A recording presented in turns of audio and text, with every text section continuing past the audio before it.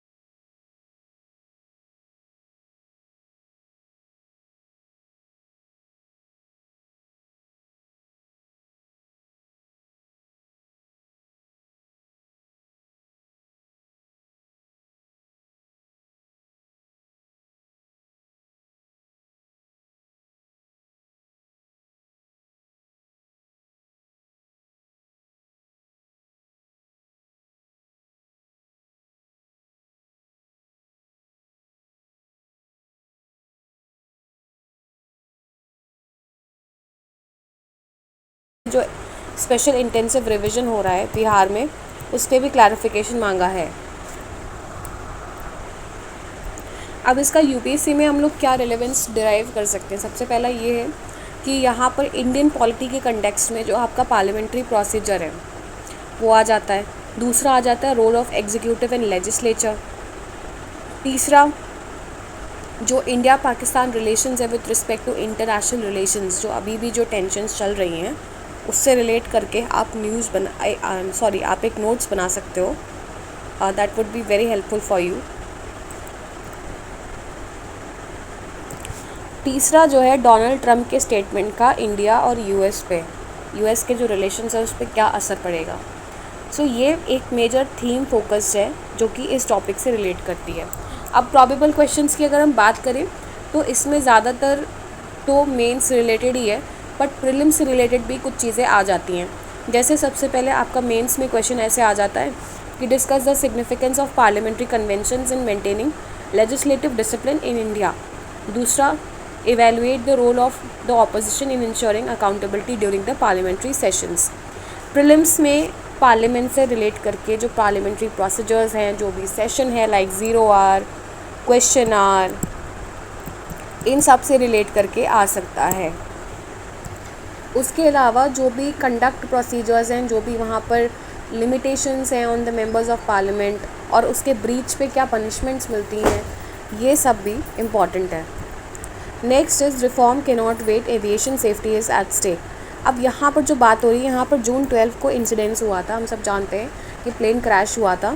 तो उस इंसिडेंस की तहकीकात हुई थी। उस तहकीकात में ये पाया गया था कि पायलट की गलती की वजह से फ्यूल कट हुआ था। ये इसका बैकग्राउंड है। अब इस पे ही ये आर्टिकल लिखा गया है, देखते हैं कि क्या कहा गया है। सो इसमें यही बताया गया है कि the aircraft accident investigation bureau that is AAIB, इसने एक रिपोर्ट रिलीज़ की थी जिसमें हाईलाइट किया था about the systematic flaws in India's aviation safety structure की इश्यूज़ क्या हाईलाइट किए गए। सबसे पहले तो इंडिया का जो एविएशन सिस्टम है उसमें वाइड स्प्रेड इश्यूज़ के बारे में हाईलाइट किया गया है। पहला तो ये बोला गया है कि there is a lack of accountability for safety violations. दूसरा बोला गया है weak coordination between DGCA, AAI ministry of civil aviation and private operators. तो इनके बीच में वीक कोऑर्डिनेशन है, पुअर कोऑर्डिनेशन है। तीसरा इशू जो है that there is a mismanagement of no obstacle zones around the airports. चौथा है absence of unified aviation safety vision. So ये कुछ चीज़ें जो हैं, ये एक इश्यूज़ हाईलाइट किए गए इंडिया के एविएशन सिस्टम में। रेगुलेटरी लैप्सेस भी देखे गए हैं that till 2008 the buildings around airports were regulated under the aircraft rules and act.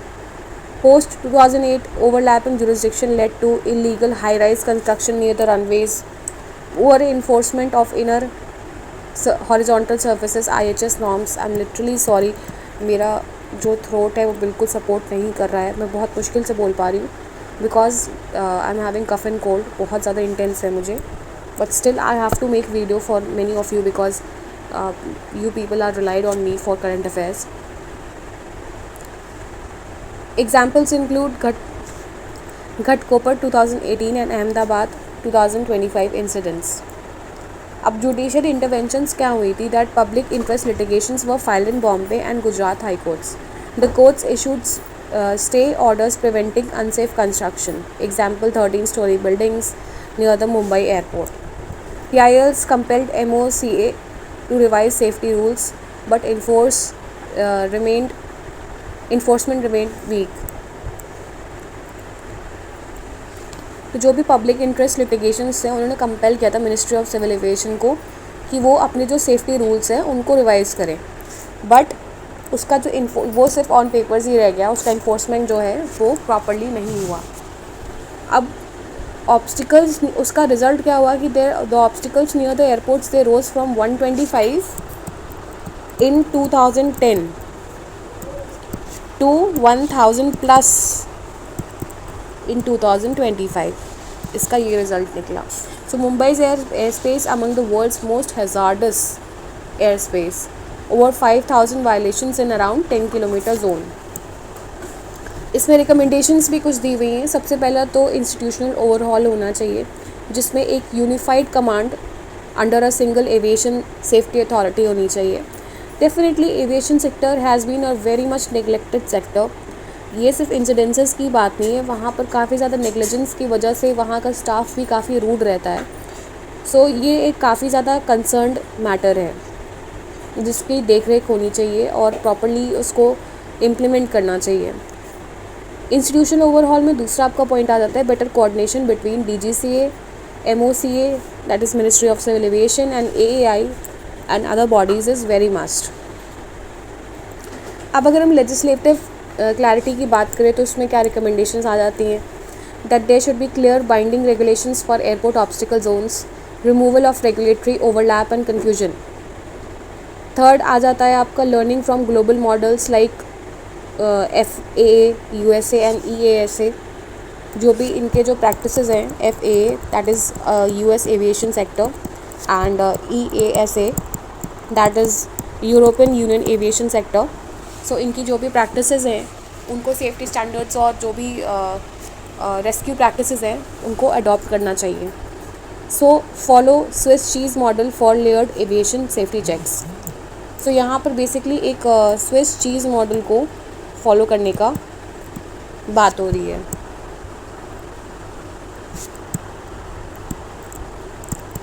Lastly आपका रिकमेंडेशंस में आ जाता है पब्लिक सेफ्टी एंड ट्रांसपेरेंसी. तो सबसे पहला, so there should be mandatory safety audits and enhanced pilot training, ATC reforms and mental health support.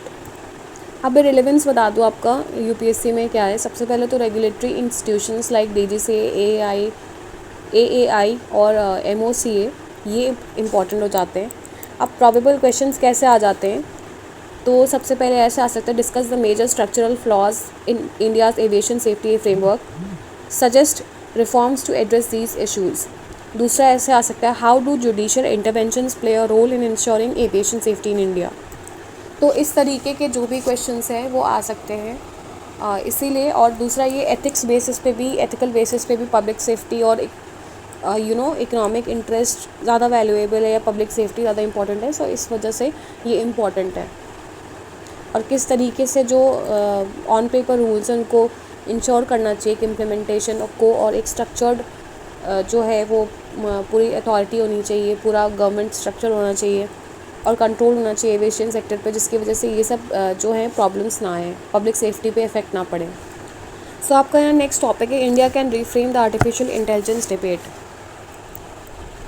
की highlights की अगर मैं बात करूँ तो यहाँ पर एआई का जो डिस्ट्रप्टिव पोटेंशियल है उसके बारे में बोला गया है। उसमें ये बात की है इस आर्टिकल में that AI specially tools like ChatGPT has transform classrooms, journalism, policy making and global discourse in under 3 years. So this raises ethical, economic and security concerns. Definitely it raises. So the AI evolution is borderless, but access is concentrated in wealthy nations and cooperations. Talking about India's opportunity, India will host the Global Partnership on AI, that is GPAI Summit in 2026. So this presents a chance for India to democratize AI access, advocate for global AI framework based on inclusivity, transparency and equity. तीसरा आ जाता है आपका reassert leadership in shaping global digital rules for the public good. अब global challenges क्या हैं आपके AI governance में? तो AI का जो इकोसिस्टम है that currently lacks some universal rules. Fragmented approaches in US, EU and China could widen the digital divide. So there is a need for global consensus on AI use, ethics and accountability. So what is the proposed Indian approach in this, which is being mentioned? Use its data-rich environment to pilot inclusive AI models. Encourage public, private, academic, civil society collaboration. तीसरा आपका जो proposed Indian approach है, emphasize open access, low cost digital infrastructure and ethical frameworks. और चौथा है advocate global south leadership in AI ethics and design. So UPSC में आपके कैसे क्वेश्चंस आ सकते हैं? डेफिनेटली ये साइंस एंड टेक्नोलॉजी से रिलेटेड है, तो इसका जो है मेंस पर्सपेक्टिव ज़्यादा इंपॉर्टेंट है. तो सबसे पहला क्वेश्चन आपका ऐसे आ सकता है, how can India shape global discourse on ethical use of AI.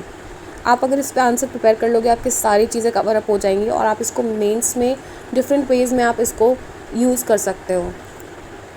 Discuss the challenges of, दूसरा आपका क्वेश्चन ऐसे आ सकता है, discuss the challenges of global AI governance and India's potential role in bridging the digital divide. तो इस तरीके के क्वेश्चंस आ सकते हैं. Next is Republican ramblings. Donald Trump is facing pressure from within his own support base. अब यहाँ पे बेसिकली यूएस प्रेसिडेंट की बात हो रही है. यूएस प्रेसिडेंट डोनाल्ड ट्रंप जो हैं, he is under the pressure from within his own support base to release sealed grand jury transcripts related to Jeffrey Epstein. While Trump had previously promised transparency, far-right groups and conspiracy theorists like QAnon are intensifying the demands. A bipartisan group in Congress has introduced the Epstein Files Transparency Act, which could force the Attorney General to publicly release all the related documents. So, Trump's political future may depend on maintaining the loyalty of his base, which is showing signs of wavering. Despite efforts to deflect criticism, internal dissent threatens his influence and potential 2024 campaign prospects. Next आपका topic है temples of social justice. अब ये जो topic है ना आपका, जो social injustice होता है लाइक अनटचेबिलिटी हो गया, टेम्पल एंट्री एक्ट हो गया, इससे रिलेट करके काफ़ी इंपॉर्टेंट है. सो इसका मैं बेसिक कंटेक्स्ट के बारे में अगर बात करूँ तो यहाँ पर एक कंट्रोवर्सी बताई जा रही है that has erupted in Tamil Nadu over diverting the temple surplus funds for building colleges, raising debates on religious autonomy versus state lead social justice initiatives. अब मैं की इशूज़ के बारे में बताऊँ तो यहाँ पर the issue is rooted to the use of surplus temple funds for secular and educational purposes. Critics argue that this is misuse of supporters call it of South India's social justice legacy. So legal and historical framework की अगर मैं बात करूँ तो Religious Endowment Acts enact हुआ था. उसका origin basically 1817 में हुआ था under the rule of east India company. Madras Presidential laws allowed the state oversight over the secular, that is non-religious aspects of the temple. 1922 में हिंदू रिलीजियस इंडोमेंट्स एक्ट हुआ था जिसने लेटर कोडिफाई किया था, that was later codified as Hindu religious and charitable endowments act. So section 36 of 1959 act, यानी कि जो Hindu religious and charitable endowments act है 1959 का, उसका सेक्शन 36 की बात हो रही है. So this allows temple surplus funds to be used for educational, cultural and charitable purposes with proper approval. The surplus is the amount remaining after meeting the temple maintenance. Courts have upheld such use of temple funds as constitutional and within legal provisions. Social justice के context में अगर हम बात करें तो temples in Tamil Nadu have long been used not just for worship but also for educational hubs, centers of community welfare, etc. So self respect movement यहाँ पर आ जाता है, ये भी इसमें मेंशन्ड है, जो कि that was from Periyar justice party. ये सेल्फ रिस्पेक्ट मूवमेंट जो है ना, ये इम्पॉर्टेंट है. ये किसने स्टार्ट किया था आपको मालूम होना चाहिए.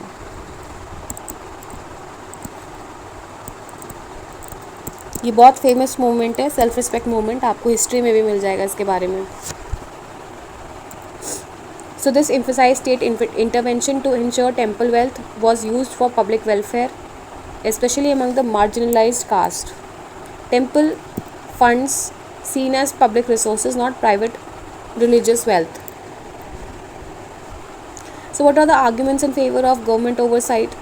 This ensures accountability, prevents misuse, upholds social justice by redirecting temple wealth for education and welfare.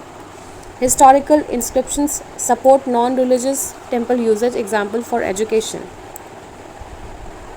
Counter arguments क्या हैं कि critics argue that state control infringes upon the religious autonomy, risk of politicization and diversion of sacred funds, accusation of misuse of political gains. तो ये कहीं ना कहीं इसमें एक इशू रेस किया जा रहा है by the critics.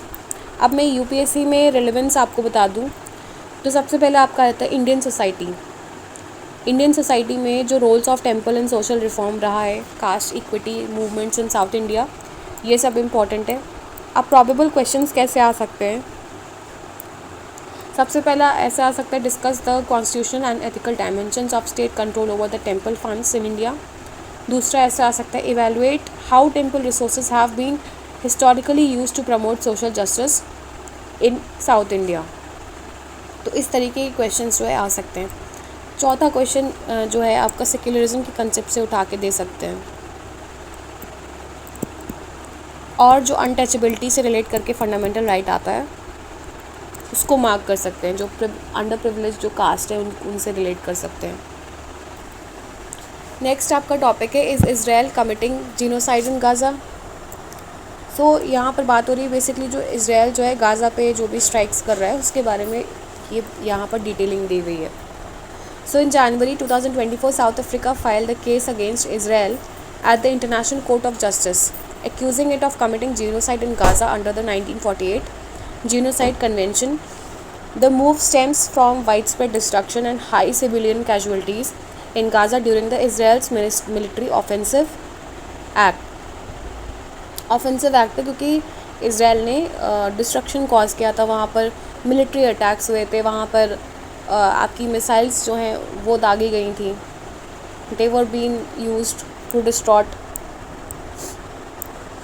So genocide under the international law involves act intended to destroy a national, ethnic, racial or religious groups, including killing, causes serious harm or preventing births within the group.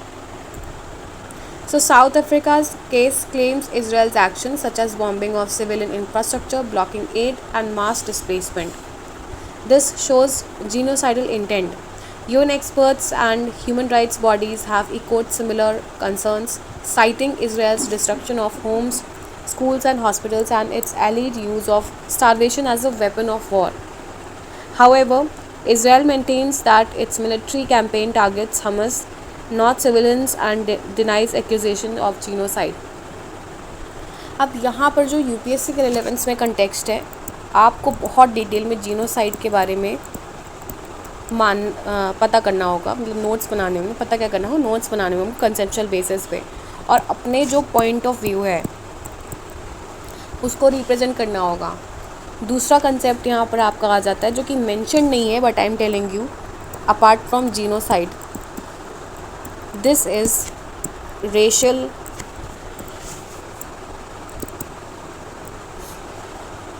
Cleansing. इन दोनों में क्या difference है? What is the difference between genocide and racial cleansing और ethnic cleansing?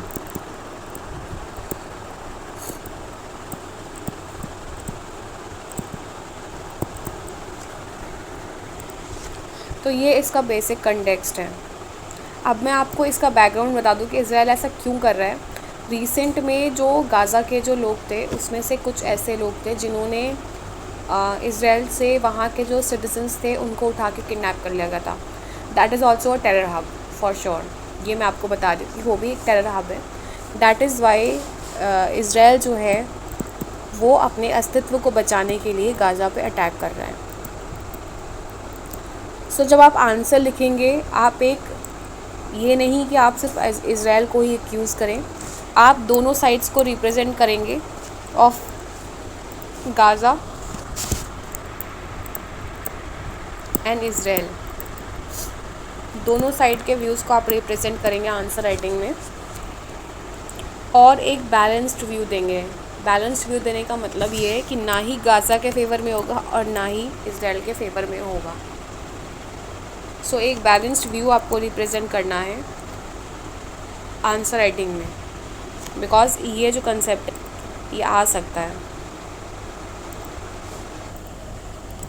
So next, तो Russia को basically control चाहिए over the reasons जो कि यूक्रेन ने कैप्चर कर लिया था। उसमें सबसे पहला आपका आ जाता है डोनेस्क,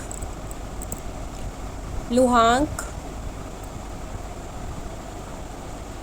इसको आप मैप पे मार्क कर लीजिएगा, खरजोन,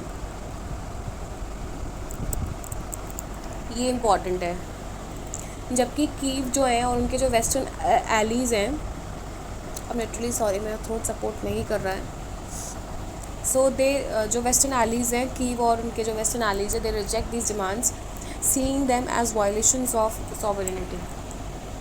अब लेटेस्ट डेवलपमेंट्स की अगर मैं बात करूं तो Russian drone attacks continue with reported strikes in Dnipro, Ukraine.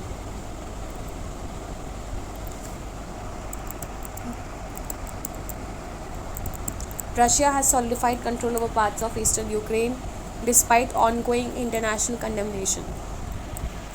Geopolitical implications की अगर मैं बात करूँ, the statement reinforces Russia's hardline negotiating position and emphasizes on difficulty of achieving peace without compromising Ukraine's territorial integrity.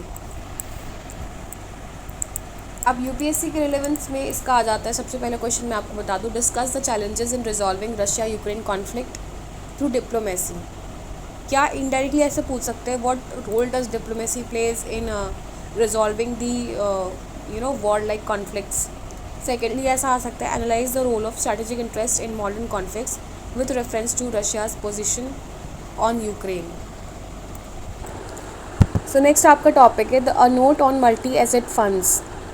अब multi asset funds class funds could take exposure to three asset classes. One is equity bonds and commodities, typically gold and silver.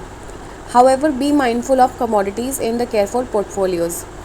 So ये article जो है basically discuss करता है about the multi asset funds which invest in a combination of three assets, that is equity, bonds and commodities like gold and silver. These funds have gained popularity as assets management companies seek to offer diversified products beyond traditional equity categories. Asset allocation is basically crucial and should align with an investor risk appetite and goals. For example, funds for retirement may differ in risk from those for child's education. Multi-asset funds decide asset distribution based on investment mandates, not individual goals. On taxation, if a fund invests over 65% in equity,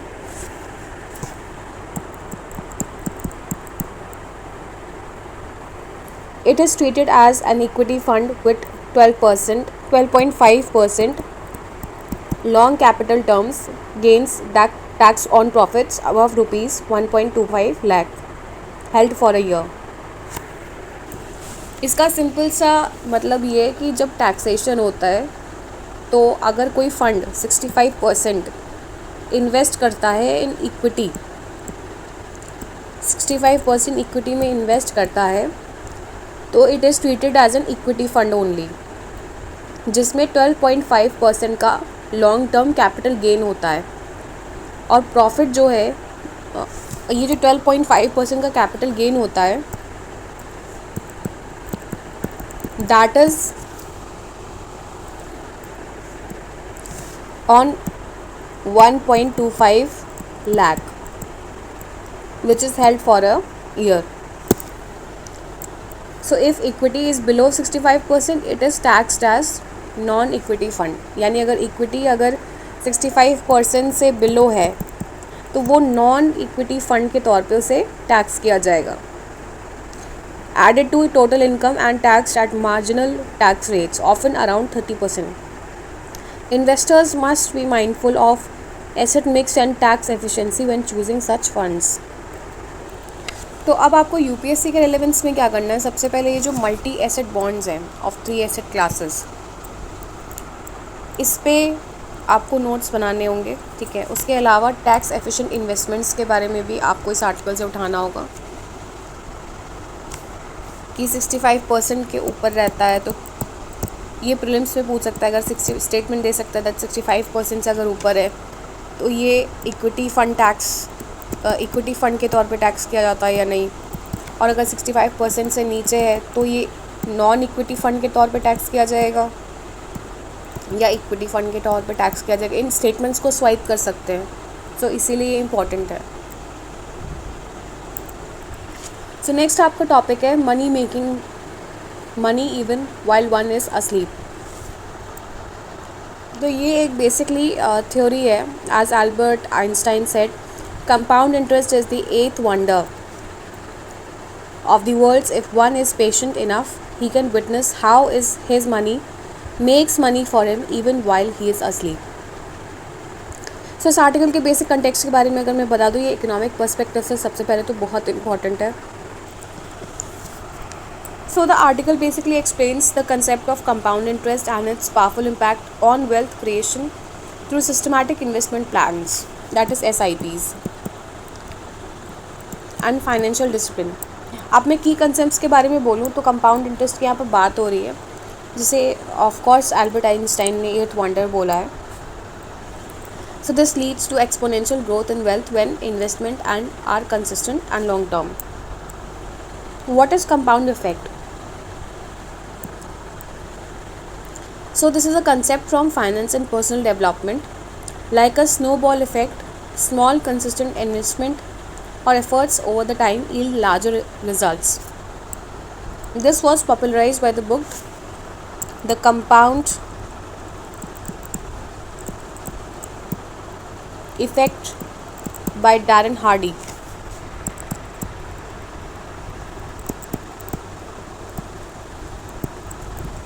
power of compounding, compound effect, ये important है. उसके अलावा इसमें बात की गई about the illustrations of doubling, जिसमें बात की गई about the hypothetical example including doubling of ₹1 daily for 30 days becomes ₹53.6 crore. Emphasizes patience, consistency and long-term vision. Systematic investment plan, a practical example shows that investing ₹1,000 per month in a SIP at 12% CAGR grows to around ₹2.3 lakh in 10 years, ₹10 lakh in 20 years and ₹1 crore in 30 years. So अगर मैं probable questions के बारे में बात करूँ तो सबसे पहले ऐसे आ सकता है, explain the role of financial literacy in achieving inclusive and sustainable development, economic growth in India. दूसरा ऐसे आ सकता है, discuss how compound interest can transform wealth creation for common man. Prelims में ऐसे आ सकता है that सबसे पहले कंपाउंड इफेक्ट की जो डेफिनेशन है उस पर पूछ सकते हैं, उससे रिलेट करके स्टेटमेंट्स दे सकते हैं, तो आप इस पर थोड़ा सा कंसेप्चुअल नोट्स बना लीजिएगा। दूसरा ऐसे क्वेश्चन आ सकता है, which investment method is based on consistent monthly contributions, तो वो SIP है। इस तरीके से आपको ध्यान देना होगा। सो नेक्स्ट आपका टॉपिक है annual share of abstentions in India's vote at the United Nations reaches an all time high.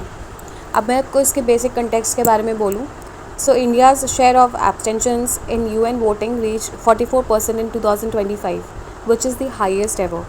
The share of yes votes fell to 56%, the lowest since 1955.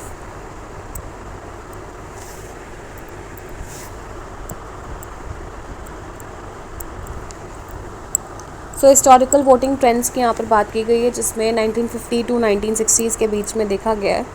तो येस के जो वोट्स थे that fluctuated around 20% to 100%, and abstentions they fluctuated from 0% to 40%।